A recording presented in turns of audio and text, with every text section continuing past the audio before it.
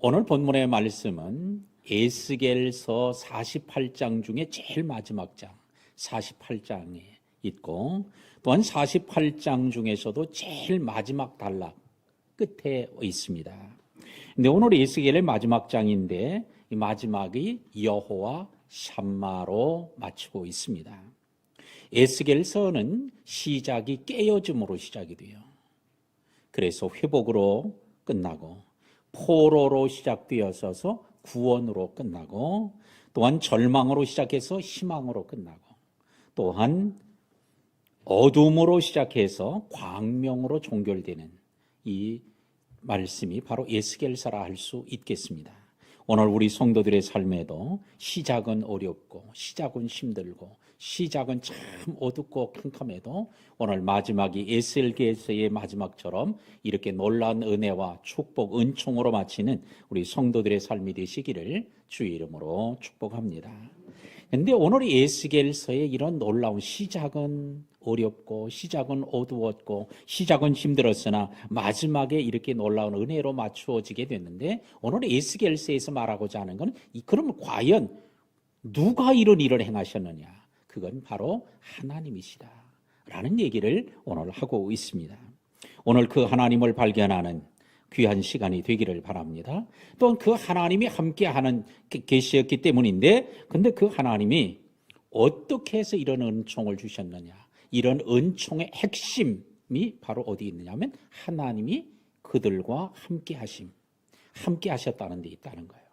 그래서 그 이름을 여호와 샴마라고 했으니, 샴마라는 뜻이 거기 계시다, 거기에 그들과 함께 있다, 이런 뜻입니다.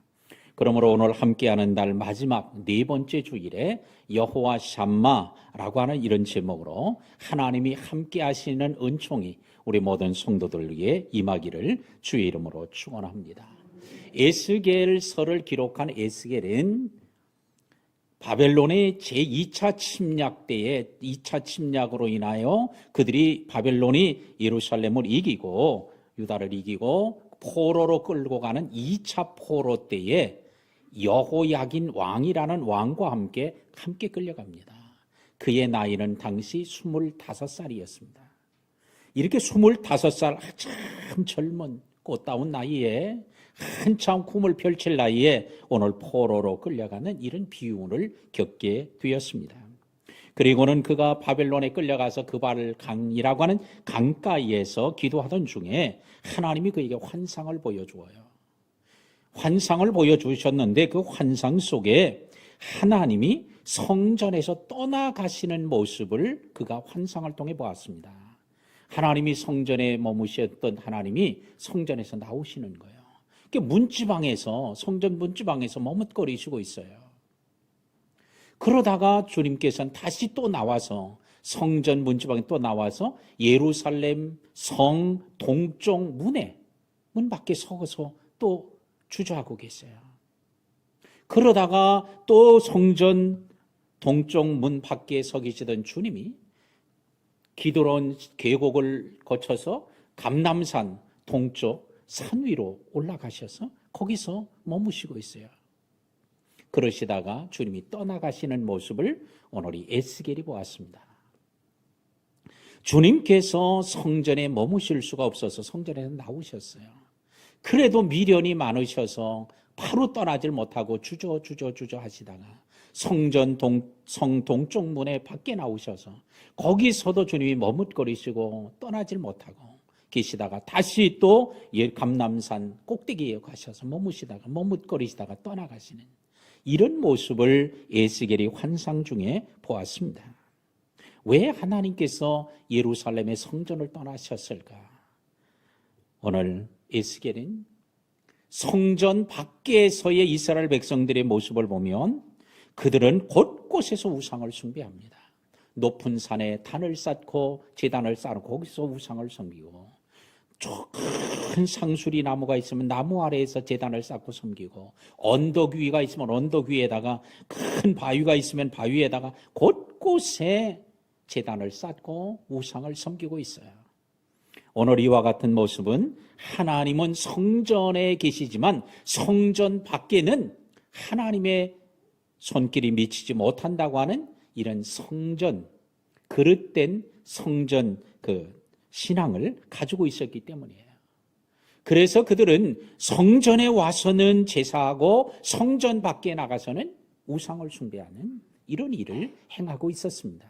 그런데 더 놀라운 충격적인 사실은 이 에스겔이 본 것은, 더 심각한 것은 성전 안에 은밀한 초소에서 우상 숭배하는 것을 환상 중에 본 거예요. 벽에다가 우상들을 그려놓고 그 우상을 숭배하고 하는 성전 은밀한 방에서 이루어지는 걸 하나님 보여주었습니다. 그러니 성전 안에서도 우상 숭배가 이루어지고 성전 밖에서도 우상 숭배가 이루어지고 있었음을 오늘 에스겔이 보았습니다. 그런데 더 끔찍한 사실은 그런 일을 행하면서도 이게 하나님께서 미워하시는 일이라는 걸 깨닫는 사람이 없었다는 거예요. 이게 놀라운 충격이죠. 오늘 사람들은 영적으로 무감각해져서 죄를 지으면서도 죄인 줄을 모르고 우상을 숭배하면서도 그것이 하나님이 미워하시는 일인 줄을 몰랐습니다. 하나님이 떠나셨는데도 떠난 줄을 모르고 있습니다. 하나님이 떠나셨는데도 그 성전에서 무슨 일이 벌어져요? 그들은 번제를 드렸고 소제를 드리고 화목제를 드리고 속건제, 속죄제를 여전히 끊임없이 하나님이 안 계신데도 그 하나님이 계신 줄 알고 착각하고 거기서 제사를 끊임없이 계속 해오고 있었습니다. 곧 영적으로 완전히 무지하고 영적인 소경이요 또한 영적 무감각에 빠지고 말았습니다. 오늘날의 가장 무서운 질병 무엇이라고 생각합니까? 암이라고 생각하기도 하고요. 사람들마다 다르게 얘기할 수 있을 겁니다. 그런데 가장 무서운 병은 통증 무감각증을 가진 병이라는 거예요. 통증 무감각증. 이거를 이제 CIAP라고 줄여서 말을 한답니다. 통증을 못 느끼는 거예요. 그러니까 무슨 문제가 생겨요? 병이 있어도 통증이 없으니까 안 아픈 줄 알아. 근데 어느 날 보니까 이미 온몸에 다 퍼져 있기 때문에 이젠 치료할 수가 없는 거예요. 우리가 이런 질병 중에 하나가 바로 문둥병, 나병이죠. 이게 몸속에 침투해서 있는데 이게 몸에 통증을 못 느끼니까. 그래서 가장 약한 조직, 연골 조직이 손상되죠. 그러다 보니까 코가, 연골로 이루어진 코가 다 무너져 내려요. 그래도 이게 아픈 걸 모르니까. 손가락이 다 떨어져 나가요. 손가락 마디마디에 있는 연골이 이게 상한인데 이걸 아픈 줄 모르니까 병원에 가지도 못하고 어떻게 치료해야 될지도 몰라요. 왜 안 아픈데 어느 날 갑자기 손가락이 뚝 떨어지고 어떤 데 코가 떨어져 나가고 약한 부위들이 떨어져 나가는 거예요. 오늘 영적으로 이게 무감각한 것, 무감각증, 이게 큰 심각한 문제죠. 오늘 에스겔서에서 에스겔이 이렇게 하나님의 환상을 보여주는데 근데 이스라엘 백성은 아무도 이걸 아는 사람이 없어요. 하나님이 거기 안 계신다고 하면 번제를 드렸겠어요? 하나님이 안 계신다고 하면 그들이 절기를 지켰겠어요? 근데 그들은 끊임없이 계속했던 걸 보면 저들이 하나님이 안 계셔도 안 계신 줄을 모르고 죄를 지어도 죄인 줄 모르고 사는 이런 영적 무감각증에 빠져 있었던 것입니다. 하나님이 성전을 떠나가셨음에도 계속해서 제사를 드리고 번제를 드리고 계속해서 절기를 지키는 오늘 이런 모습처럼 예수님께 당시에도 이런 일이 거의 유사한 일이 일어났으니 예수님께서 마태복음 24장 1절에 성전을 떠나서 나가셨습니다. 그리고는 감람산 위에 올라가셔서 제자들에게와 대화하는 내용이 바로 24장이죠. 그 24장에서 제자들이 성전을 내서 나가서 감람산 위에 올라가서 예루살렘 성전을 이렇게 내려다 보니까 너무 화려하고 너무 아름다운 거예요. 너무 웅장했습니다. 그래서 오늘 그들이 예수님에게 그 얘기를 하자 예수님은 그들을 향하여 돌이 돌 위에 하나도 남기지 않고 다 무너지리라 라는 말씀을 주님께서 하셨습니다. 주님께서 만왕의 왕이요 만주의 주요 메시아요 구세주로 오신 예수님이 성전에서 떠나신 거예요. 예수님은 성전에 들어가셨다 나와셨다 드나들지고 이런 일들이 성경에 오늘 사복음서에 보면 많이 있어요. 근데 마태복음 24장 1절 이후에는 다시는 예루살렘 성전에 들어가지 않으셨다는 거예요. 완전히 떠나신 거예요. 주님이 떠나니까 어떻게? 돌이 돌 위에 하나도 남지 않고 다 무너지는 이런 엄청난 재앙이 이루어질 것을 말하고 있습니다. 그런데 에스겔이 하나님께서 성전을 떠나가시는 것, 그발 강가에서 이 환상을 볼 때가 바벨론의 포로로 끌려간 지 5년 만이에요. 그런데 그 5년이라고 하는 그 시간 이후에 7년이 지나자 예루살렘 성이 함락되고 그 성전, 성 안에 동쪽편에 있는 성전도 완전히 무너지고 말았죠. 예수님께서 성전을 떠나시고 나서 돌이 돌 위에 하나도 남지 않고 무너진다고 하신 말씀을 하신 이후에 약 40년도 안 돼서 로마의 디도 장군에 의해서 완전히 예루살렘이 함락되고 성전은 완전히 불타버리는 이런 몰락이 실제로 이루어졌습니다. 근데 예수님께서 성전에서 나가셨는데도 예루살렘 성전에서는 끊임없이 제사가 이루어졌고 끊임없이 절기가 지켜졌었다는 거예요. 자, 오늘날 우리는 이렇게 하나님이 안 계신데도 계신 줄로 착각하고 죄를 지으면서도 죄인 줄 모르고 죄를 짓고 있고, 근데 그 죄가 어디까지? 성전 밖에서만, 산 위에서만, 동산에서만, 길거리에서만 우상숭배가 이루어진 게 아니라 성전 안에서도 골방에서 그 일이 이루어졌음을 에스겔서가 오늘 얘기하고 있죠. 그렇습니다. 오늘 이런 말씀이 오늘 우리 한국교회와 현대교회 속에 오늘 말씀하시는 게 무엇일까? 오늘날의 교회는 다 성결하고 죄는 다 밖에만 있는가? 그렇게 긍정하고 인정할 사람은 아마 아무도 없을 거예요. 세상에도 죄악이 많지만 교회 안에도 또한 다른 불신자들에게만 죄악이 있는 게 아니라 신자들의 심령 속에도 이런 죄악들이 있다는 걸 누구도 부인할 수 없을 것입니다. 오늘 하나님이 없는 자기들만의 예배, 하나님이 없는데도 제사를 계속했잖아요. 오늘 그들만 비난할 게 아니라, 그들만 정죄할 게 아니라 오늘 우리 안에도 하나님이 없는 예배는 없는지, 나 만족을 위한 예배, 하나님이 기뻐하는 예배는 사라져버리고 내가 만족하고 내가 기뻐하고 내가 흡족한 예배만을 추구하고 있지는 않는지, 영과 진리로 드리는 예배는 사라져버리고 형식과 체면적인 예배만 남아있지는 않는지, 오늘 에스겔 시대의 모습처럼 오늘은 이 말씀이 우리의 삶의 거울이 돼서 우리의 신앙을 보는, 우리 자신을 비추어보는 귀한 시간이 되기를 주의 이름으로 축복합니다.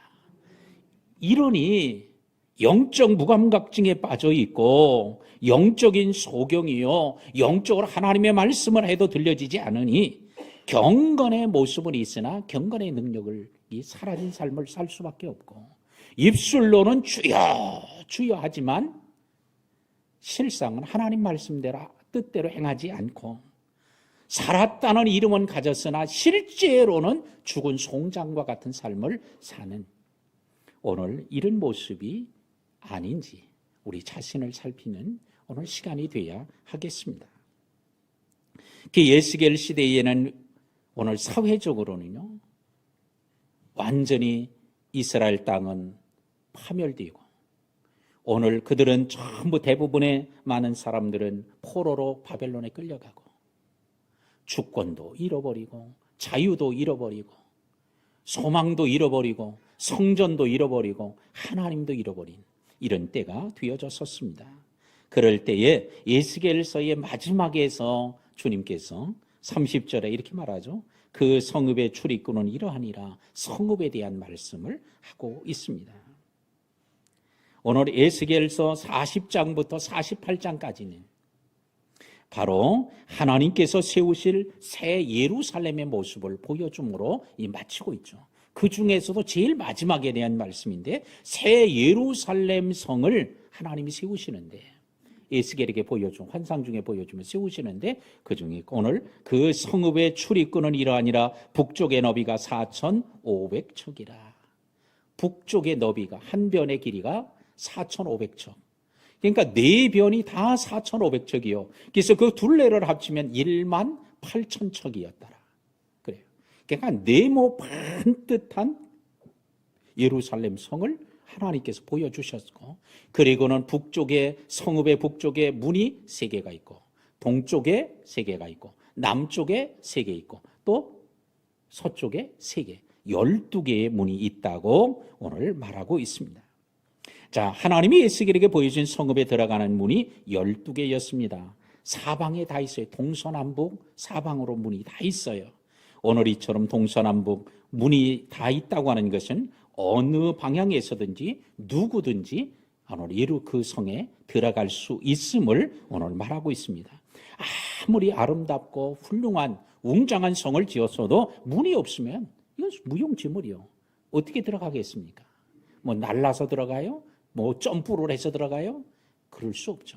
문이 있어야 되는데 오늘 문을 12개나 만들어 놓았으니 그 이는 곧 누구든지 사방에서 이는 온 세상 모든 사람들이 다 들어갈 수 있도록 하나님이 해 주신 것입니다. 자, 환경적으로 볼 때 너무 어려워요. 너무 힘들어요. 근데 하나님은 오늘 놀라운 비전을 이 에스겔을 통해서 이스라엘 백성들에게 주었습니다. 우리의 삶 속에서도 때때로는 환경적으로 너무 어렵고 힘겨워서 감사보다는 불평이 더 많이 나오고 찬양보다는 짜증, 원망이 더 많이 나올 때도 있을지 모릅니다. 그런데 오늘 에스겔에게 오늘 하나님이 보여주시고 말씀하셨던 이런 메시지들이 우리 성도들에게 임하게 될 때 우리의 삶의 새로운 변화와 놀라운 축복이 일어나게 될 줄로 믿습니다. 어떤 사람이 너무 힘들어서 랍비를 찾아갔습니다. 선생님, 너무 힘들어서 못 살겠습니다. 왜 그러냐? 그랬더니 저희 가족은 7명 대가족인데요. 단칸방에서 삽니다. 그래서 너무 힘들어 못 살겠어요. 그냥 아침에 일어나면 먼저 일어나는 놈, 늦게 일어나는 놈 이러다 보니까 서로 막 해서 그냥 제대로 쉬지도 못하고 낮에는 그 애들이 막 맨날 서로 싸우고 막 해서 난리가 나고 저녁에도 이게 편안하지 못합니다. 그냥 못 살겠습니다. 하루하루가 지옥 같습니다. 어떻게 하면 좋을까요? 랍비에게 물어요. 자기가 존경하고 또 훌륭한 명성을 지닌 랍비를 찾아갔는데 그 랍비가 이런 얘기를 합니다. 내가 당신에게 얘기하면 그 말대로 하겠습니까? 예. 아니, 선생님 같은 분이 말씀하시면 그 말씀대로 하면 답이 있겠죠. 예, 하겠습니다. 라는 다짐을 받고는 그러면 오늘 집에 가면요. 밖에 매여 있던 염소 한 마리를 집 안에다가 오늘부터 같이 살라고. 그래서 일주일 동안 그 염소와 함께 살고 그 다음에 나한테 오라고. 그런 거예요. 그래서 존경하고 명망 높은 선생님이니까 그래서 집에 가자마자 염소 한 마리를 끌고 집 안으로 들어온 거예요. 네, 지금 애들만 5이 있어도 이게 난리인데 염소까지 한 마리가 들어와 있으니 이게 뭐 난리도 아니죠. 이 염소가 무슨 말을 듣습니까? 자, 지금은 쉬는 시간이야. 지금은 공부하는 시간이야. 지금 밥 먹는 시간이야. 뭐 이런다고 이게 알아듣습니까? 뭐 그냥 제멋대로 날뛰죠. 뭐 잠자는 시간이야 도 잠자는 시간을 갑니까? 그러니까 지가 자고 싶으면 자고 그냥 뭐 제멋대로 뛰어다니고 막 발로 밟고 들이받고 걷어차고 난리가 나는 거예요. 그러니까 이 선생님이 시킨 랍비가 시킨 대로 하니까 이건 더 문제가 큰 거예요. 아니 어디 가서 이런 얘기를 듣고 와서 이렇게 하냐고 막 아내도 불평을 하고 자식들도 그냥 난리가 났습니다.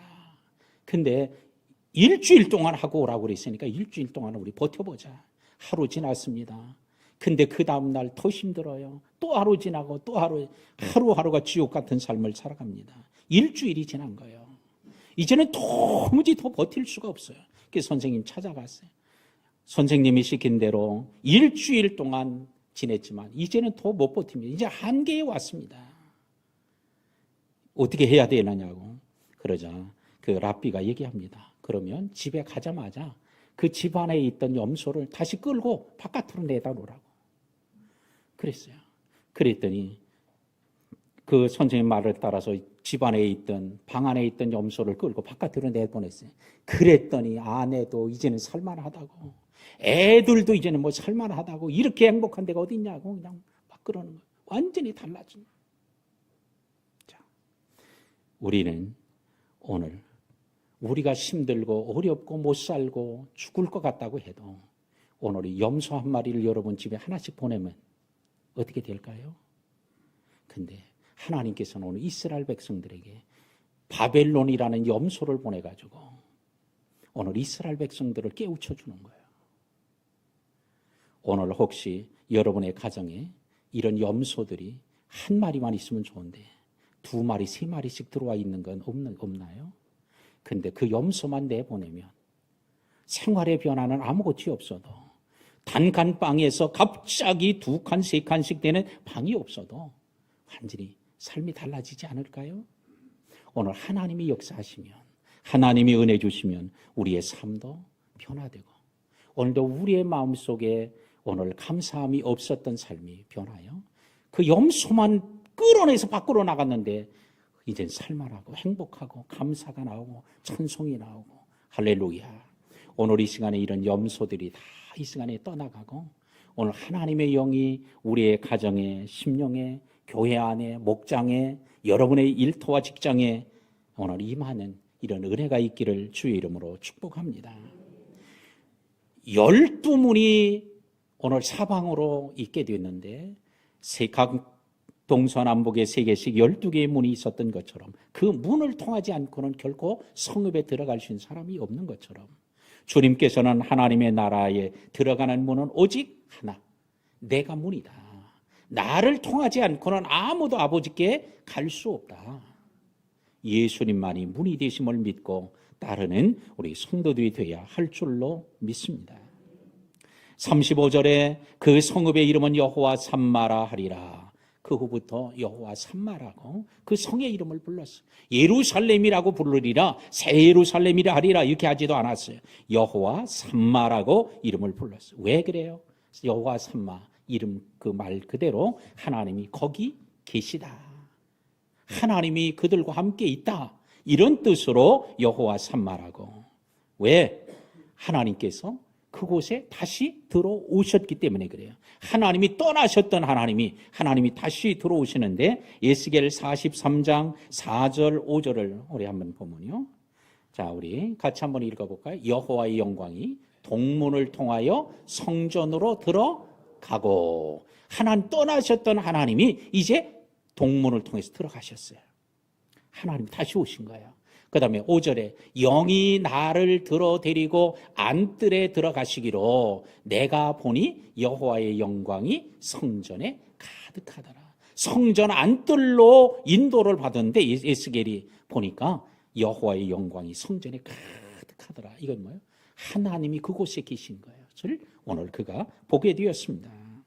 오늘 떠나셨던 하나님이 성의 동문으로 들어오심을 보았고 그 성전의 가득함을 보았어요. 곧 하나님이 그들과 그곳에 함께 계시는 것, 곧 여호와 삼마였어요. 그래서 바로 그 성읍의 이름을 뭐라고? 하나님이 여기 계신다고 그래서 여호와 삼마라고 이름을 붙이도록 했습니다. 자, 오늘 그 여호와 삼마라는 이름은 어디서 유래돼요? 하나님이 그들과 함께 계셨기 때문이에요. 하나님이 계시는 곳이 어디예요? 바로 성소, 성전에. 예루살렘에는 예루살렘 성이 있고 성전 동쪽 벽에 붙어서 성전이 있어요. 그런데 바로 그 성전에 하나님이 계시니까 그 성이 뭐가 돼요? 여호와 삼마가 된 거예요. 오늘도 우리의 삶의 중심에 바로 하나님의 성전이 있어야 되고, 그곳에 성전에 누가? 주인 되신 만왕의 왕 되신 주님이 그곳에 머무셔야 할 줄로 믿습니다. 오늘 이 시간에 우리의 삶을 들여다보고 내 심령은, 너희의 심령은 곧 하나님의 전이라, 성령이 거하는 전인 줄 알지 못하느냐 한 것처럼 우리의 심령에 진짜 성령이 거하시는지, 주님이 주인으로 거하시는지 여러분의 마음을 한번 들여다보시기 바랍니다. 혹시 마음이 텅텅 비어 있지는 않습니까? 주님이 안 계셔서, 혹시 주님이 떠나셔서, 혹시 그 텅텅 빈 마음에 주님이 주인이 아니라 마귀가 주인 노릇하고 떡하니 안방에 아로목 차지하듯이 앉아있지는 않습니까? 오늘 여러분의 마음을 한번 들여다보시기 바랍니다. 혹시 마귀가 사단이 오늘 여러분의 마음의 주인으로 자리 잡고 있다면 예수의 이름으로 쫓아내고 대적할 때 피하게 될 줄로 믿고 오늘 주의 이름으로 쫓아내고 오늘 그곳에 만왕의 왕 만주의 주 대신 주님을 영접하고 주님을 주인으로 섬기는 시간이 되기를 주의 이름으로 축복합니다.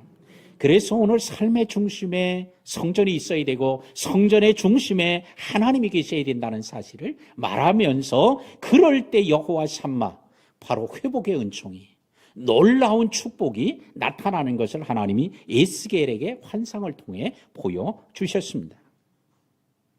오늘 하나님께서는 하나님 자신을 여러 가지 이름으로 오늘 여호와 샴마 이 하나님의 이름이에요.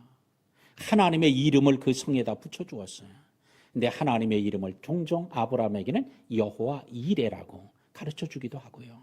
엘샤다이라고도 가르쳐주시기도 했고 모세에게는 나는 여호와 라파야, 나는 여호와 니시야 라고 가르쳐주기도 했고 기드온에게는 나는 여호와 샬롬이야 라고 말씀하기도 하고 또한 다윗에게는 나는 너의 목자 여호와 로이야 라고 얘기하시기도 하고 오늘 에스겔에게는 나는 여호와 샴마다 라고 말씀을 합니다.